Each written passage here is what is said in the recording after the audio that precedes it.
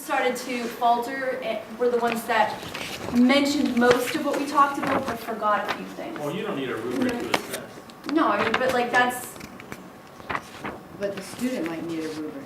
well, I gave, but that's what I'm saying, I gave. That's in the post, in the debriefing session too. well- Look, come talk to me about why you got an F on this.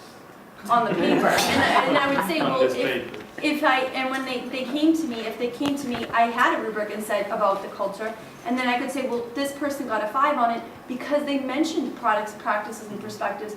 You didn't. That's. So what maybe it a was. rubric would be five, if you had a point value, say 5 points, they mention product Mention all of practice, those things. and 3 is, mentions 2 but not 3, and 1 point might be just 1, and 0 didn't have any idea of what was, Yeah, exactly. so there was no comparison at all. Yeah, and that's how I. So the rubric is establishing, in my mind, a rubric would be to include all of what the comparisons does, plus what you mentioned, the triangle, and then take away the ones that aren't there, as if you're scaling down the points. And hopefully by the time you get to that assessment, they would have gotten it. Did you have a They comment? Sorry. understand what they're being tested. Because you know yourself that you're putting it in. Like next year, now that I think about it, instead of saying student understands culture well, I'm going to say student identified the products, and so then the students themselves know, oh, I didn't mention the fact that you have to use candles. Okay, you know, they did, well then, you know, yeah, that's the person that mentions the candles gets the 5, and the person that doesn't get the 5 points. Okay. Just one Kelly, thing, one thing real quick. As they're talking, and I'm thinking about what we put into our rubric, I think, even though our activity, as we're saying, this is a connections activity, our rubric has gone back and is assessing more communication.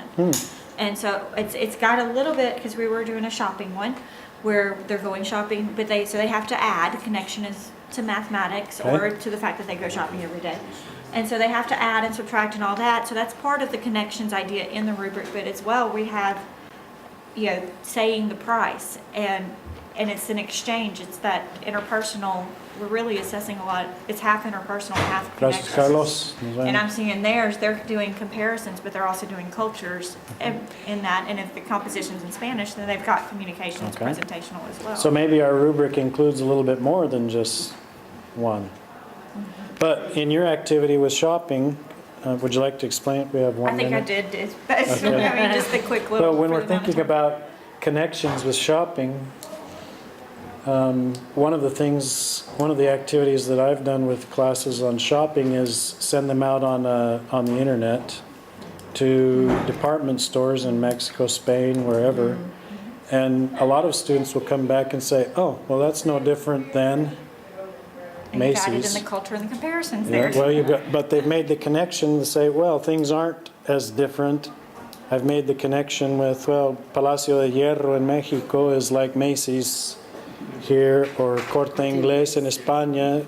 It is a comparison, but they've made the connection as a minor thing. I guess the basic thing, just kind of sum things up with these, is why not reiterate the standards in the rubric somehow? Like with your example, yes, we are going to, I'm not going to say slop over because it's not a slop, we are going to cross over into the other C's.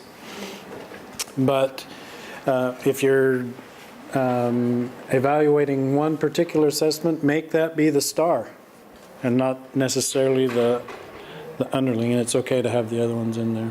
Well, I Okay? guess you could privilege too. Yeah, privilege one over the other. And then just do a variety over the course of the term. Okay.